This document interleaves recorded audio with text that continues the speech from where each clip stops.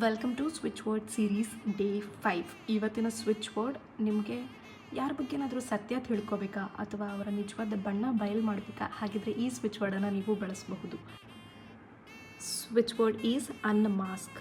S, unmask ಅಂತ ನೀವು ರಿಪೀಟೆಡಾಗಿ chant ಮಾಡ್ತಾ ಇರಿ, ಅವ್ರ ಬಗ್ಗೆ ವಿಷಯ ಗೊತ್ತಾಗ್ತಾ ಹೋಗುತ್ತೆ. ಇನ್ ಕೇಸ್ ನಿಮಗೆ ಪರ್ಟಿಕ್ಯುಲರ್ ಪರ್ಸನ್ ಬಗ್ಗೆ ಅಂದರೆ ಒಬ್ಬ ವ್ಯಕ್ತಿ ಬಗ್ಗೆ ತಿಳ್ಕೊಬೇಕು ಅನ್ನೋದಿದ್ದರೆ ಅನ್ಮಾಸ್ಕ್ ಅಂತ ಹೇಳಿ ನೆಕ್ಸ್ಟ್ ಅವರ ಹೆಸರನ್ನು ಹೇಳಬಹುದು.